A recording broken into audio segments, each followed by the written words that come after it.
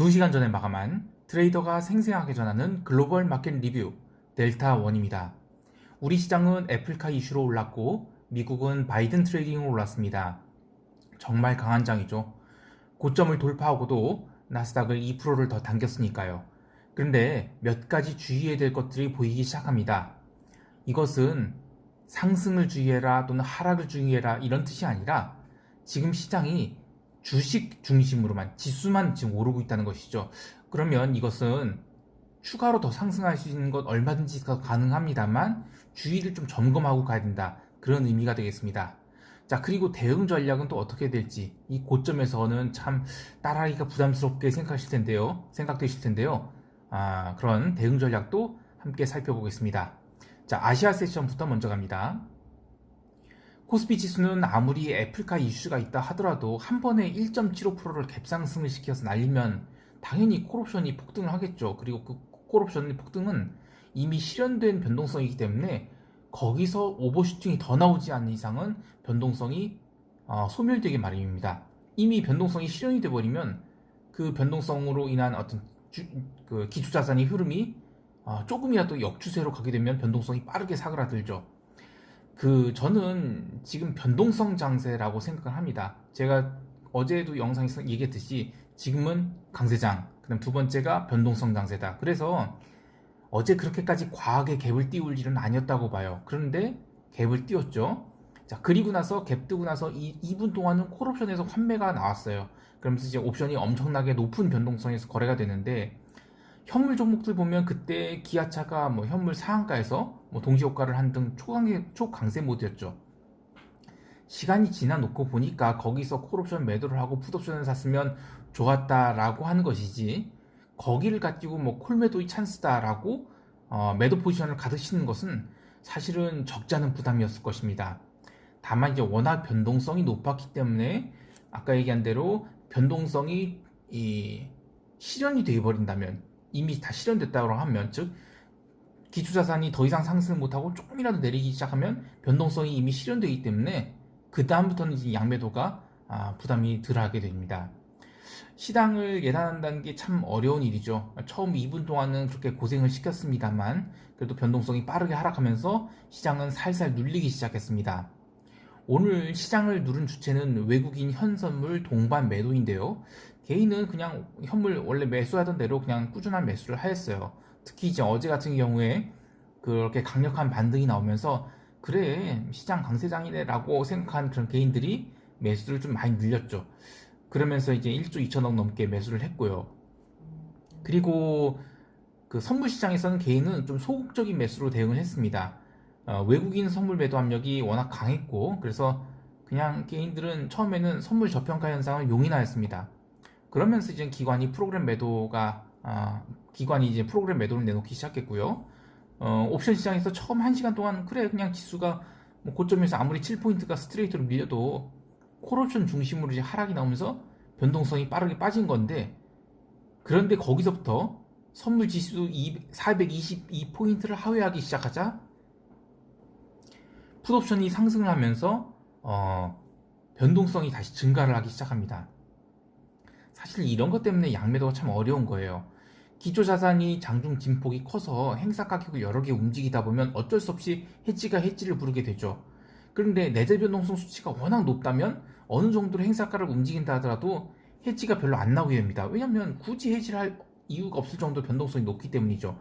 그런데 거기서 어떤 임계점, 그러니까 어제 같은 경우에는 422포인트였어요. 거기서 418포인트, 한 4포인트 정도만 추가로 하락을 하는데도 변동성이 확 살아난 거는 그거는 시장이 감내할 수 있는 변동성보다 조금이라도 더 움직이게 되면 해지가 다시 생기게 되면서 변동성이 증가를 하는 겁니다.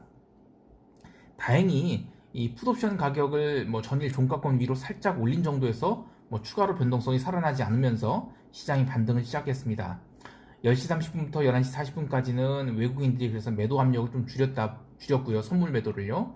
그러다 보니까 그냥 시장이 반등을 했는데 이때 선물 미결제 작전이 풀려요. 그러니까 그 얘기는 뭐냐면 시초가 이후로 선물 매도한 그 외국인들 그리고 선물 매수를 중간에 물타기한 개인들이 어느 정도에서는 중간 정리를 한 것이 미결제 감소로 나타난 것이죠. 그럼에도 불구하고 선물 베고데이션은 여전했는데요. 네, 그거는 그만큼 현물 시장에서는 개인들이 추세적으로 매수를 했기 때문에 현물 고평가에 선물 저평가가 일었다. 그렇게 해석할 수 있습니다. 5장 들어서 다시 이제는 외국인 선물 매도가 쌓이기 시작하면서 지수가 눌렸는데요. 장 초반에 이 저점을 하향 돌파하는데 실패를 하자 오후 2시 10분부터는 개인이 선물 매수를 강하게 당깁니다. 그러면서 이제 빠르게 풋옵션이 죽고 변동성이 하락을 했죠. 그러면서 또 선물 베이시스도 나름 개선이 됐어요. 그러면서 프로그램 매도도 살짝 줄었고요. 그러니까 결국 코스피 지수는 음봉인데 바닥을 계속 지지하는 그런 모습이 음봉으로 끝나게 되었습니다. 자, 이제 대응 전략을 살펴볼까요? 방금 마감한 미국 세션이 워낙 강세로 끝났죠. 또 야간 옵션도 합성 선물이 크게 상승해서 마감했고요. 그럼 이제 잠시 뒤에 열릴 우리 시장도 당연히 갭상승해서 움직일 것 같아요. 물론 코스피 지수 일봉만 놓고 보면 저는 일봉상 삼각 수렴 국면이 좀 더 이어질 것 같기도 해요. 그런데 만약 갭상승이 나와서 오늘 위로 뽑아주잖아요. 그럼 최소한 오전장만큼은 또 변동성이 증가할 거라고 봅니다. 이른바 이제 콜 달리기 시장이 나오는 거죠. 반대로 갭상승이 나왔다가 한 10분 정도 지나서 아래로 밀린다. 그러면 또다시 이제 변동성 하락 국면이 나올 것 같아요. 근데 투자자들의 심리가 어떻게 움직일지는 모르잖아요. 그래서 저는 장이 열리고 대응해서 열리고 한 10분 정도는 그냥 보면서 대응해도 괜찮을 것 같습니다. 그리고 어제처럼 뭐 갭상승 나왔으니까 이건 과한 거야 라고 뭐 콜매도 잔뜩 치고 문뛰기 이런 거는 오늘은 좀 위험해 보입니다. 그래서 뭐 아무리 더 싼 가격에 옵션을 팔다 하더라도 오늘은 좀 확인하고 옵션 매도를 하는 것이 어떨까. 뭐 콜이든 풋이 됐든요. 그렇게 보시는 게 좋겠고요. 특히 이제는 오늘 콜 달리기가 나오면 옵션의 풋도 잘 안 빠질 겁니다. 뭐 내 가격이야 델타라고 빠지겠지만 외가격 풋은 뭐 옵션 스마일이 나면서 안 빠질 거로 봅니다. 자, 이제 유럽 세션 들어가겠습니다.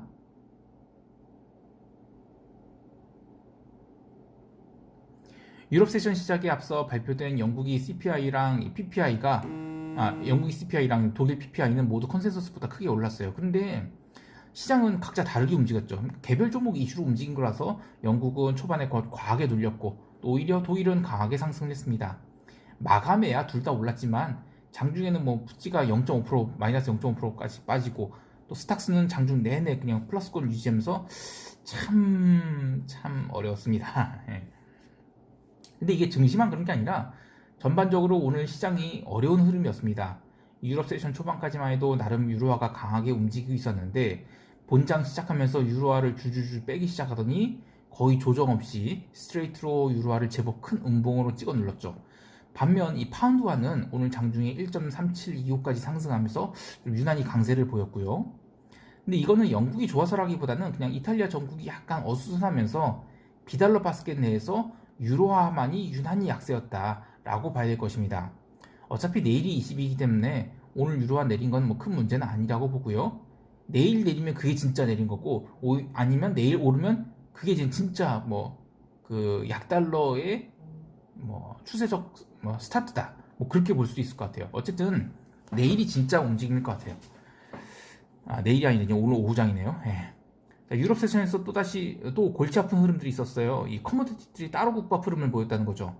특히 당황스러웠던 게 이 골드였는데요. 아시아 세션에서 고르게 오르던 골드가 이 유럽 세션 시작하고 나서 이 1855달러에서 더 이상 상승을 못하고 밀렸어요. 그러면서 이제 하락을 하는데 이 10시 15분에 아주 강력한 언더 수직이 나옵니다. 그래서 뭐 장중에 1831.1달러까지 밀렸는데요. 근데 그다음부터는 반등을 스트레이트로 하더니만 1870달러대까지 날아가 버렸죠. 종가 고가나 마찬가지로 달렸어요. 이 골드 옵션이 자주 거래되는 상품은 아닌데 골드가 이 1835에서 1871달러로 만기 일주일 앞둔 상황에서 장중에 그런 V 반등이 나오면 옵션이 한 4배가 나와버립니다. 골드가 이런 흐름이 나온 거는 처음에는 이 아시아 세션까지만 해도 유로화가 강세를 보여서 뭐 커머디티들이 함께 쫙 강세를 보였는데 그 뒤로 이젠 그 유로화 약세가 나오면서 커머디티들이 쫙 전반적인 매도 압력을 좀 겪었는데 이 골드만큼은 이 강한 대기 매수세가 있었다. 그래서 저걸 저렇게 올려놨다라고 봐야 될 것 있습니다. 뭐 아까 얘기한 대로 이제 구리와 기름은 아시아만 해도 강했지만 기름은 미국 본장 시작하고 밀렸고 뭐 구리는 그냥 간신히 톤당 8,000달러로 넘긴 선에서 끝났습니다. 전반적으로 오늘 시장의 특징은 이 자산군들이 동일한 논리를 가지고 움직인 게 아니라 그냥 바이든 대통령 취임과 관련된 주가 지수 섹터만 강하고 나머지는 그냥 개별 자산이 수급에 따라서 따로 국밥식 흐름을 보였기 때문에 그냥 오늘은 그냥 지수만 강했다. 그러니까 그 미국 세전, 미국 주식만 강했다. 그렇게 좀 봐야 되지 않겠나 싶습니다. 자, 이제 미국 세전 바로 들어갑니다. 오늘 미국 세션 특징은 이 변동성 뭉개기를 동반한 추세적 상승, 이렇게 정의를 내릴 수 있겠어요. 미국 본장 시작 이전부터 지수 선물에서 꾸준히 매수세가 들어왔고요. 그리고 본장 1시간 전부터는 상승의 가속도를 붙였죠. 그래서 고점 돌파시켰는데 본장 시작하고 나서는 계속 매수세가 받쳐 들어오면서 이 강하게 양봉을 만들었습니다. 특히 이제 유럽 마감한 1시 30분부터 3시 45분까지는 이 S&P가 아주 전형적인 그러한 변동성 매도를 동반한 상승이 나왔죠. 여기서는 어디에도 숏을 치라는 신호가 보이질 않습니다. 초강세장인 거죠. 사실 이 따라가기가 겁이 나서 그렇지 오늘 시장 흐름은 굉장히 높은 확률로 추가 상승을 이야기하고 있습니다. 이 최소한 아시아 세션 점심때까지는 미국 지수 선물이 추가로 상승할 가능성이 있고요. 그리고 주봉상으로도 시장이 상승으로 발산하려는 그런 에너지를 보이고 있고요. 여러모로 강세장이라는 생각이 드는데요. 다만 이제 원사이드로만 볼 게 아닌 다른 리스크 요인들도 그래도 점검은 하고 가야죠. 일단은 원래 이제 바이든 취임과 함께 이 셀린더 뉴스의 어떤 매도 압력이 나올 줄 알았어요. 그런데 이 숏커버링이 워낙 강하게 나오면서 그거를 이제 셀에 대한 어떤 욕구를 싹 극복해냈다라고 할 수 있겠죠. 근데 이런 거는 마지막 슈팅일 가능성도 있어요. 그런데 마지막 슈팅이라 할지라도 바로 음봉이 아니라 최소한 며칠 동안은 이게 움직입니다. 며칠이 아니라 거의 한 일주일 정도는 여기서 움직여줘야 돼요. 그리고 나서야 하락을 보는 거지. 그래서 저는 오늘 이렇게 달렸으니까 절대 아닙니다. 그냥 절대 아니에요, 그냥. 자, 그리고 또 하나 지금 조금 찝찝한 부분은 러셀은 유난히 오늘 약했습니다. 물론 그건 그 전에 러셀이 먼저 달린 것도 있어요. 그런데 그래도 미국이 저렇게 양봉 뽑으면 러셀도 좀 올라줘야 되는데 생각보다 러셀은 많이 약했습니다.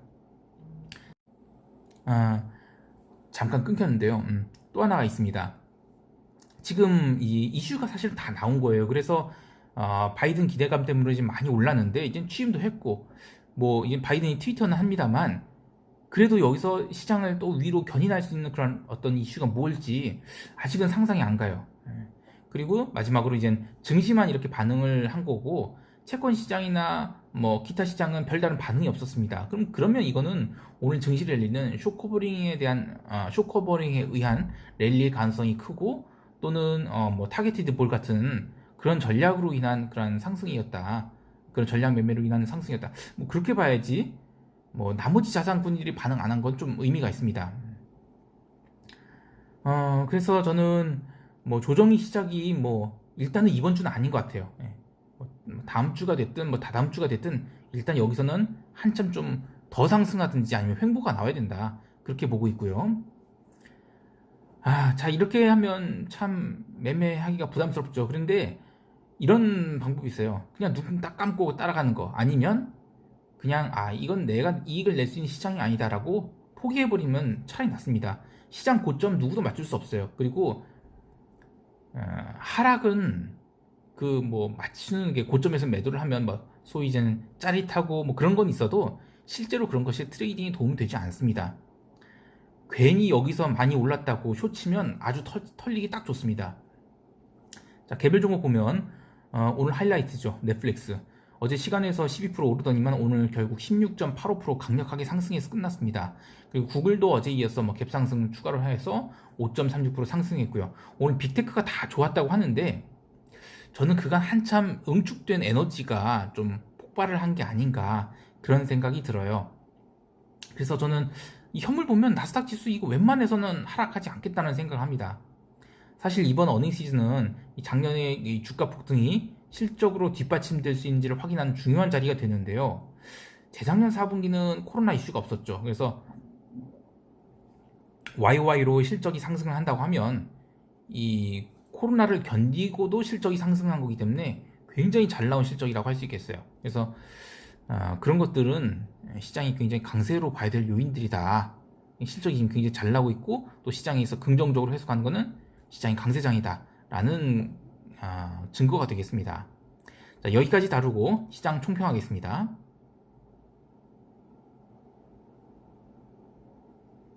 시장 정말 강합니다. 사실 최근 EME 강세에 비해서 미국을 중심으로 DM은 좀 쉬고 있었죠. 미국이 본격적으로 상승하기 시작한다면 기울기가 가파라질 수도 있을 것 같아요. 상승 기울기가요. 그래서 설렘 반, 기대 반 이렇게 있습니다. 물론 과다는 생각을 계속 하긴 합니다만 그거는 머릿속이 생각이에요. 미국의 숏을 쳐야 할 이유는 일단 당장 보이지 않습니다. 그게 냉정한 판단입니다. 그리고 변동성이 하락을 하게 되면 그냥 미국은 포지션으로 롱 하나 잡아놓고 잊어먹는 게 제일 좋아요. 괜히 이 시장 저 시장 기웃대 봐야 스트레스만 받습니다. 따라서 글로벌 시장 스테디 롱 마인드 유지합니다. 아니 델타원은 맨날 롱이래 하실 수 있는데요. 롱이로 보이는 걸 롱이라고 얘기했지 무슨 말도 안 되는 뇌피셜로 얼토당토 않는 숏 근거를 만들어 갖고 여기서는 하락 준비해야 됩니다. 응? 이런 말을 하면 안 되죠. 좀 더 냉정하게 얘기할까요?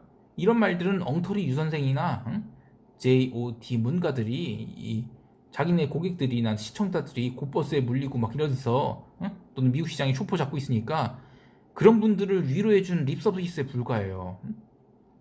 소중한 자산이 걸려있는 시장에서 당장에 귀가 좀 즐거우라고 근거 없는 방향성에 대한 어떤 기대감 혹은 격려 이런 거에 현혹되면 참 어리석은 일입니다. 항상 이 냉정하게 대응하시길 바라고요. 트레이더는 시장이 보여주는 것을 정직하게 보려고 노력을 해야 돼요. 오늘도 성공 투자하시고요. 이상 델타원이었습니다. 감사합니다.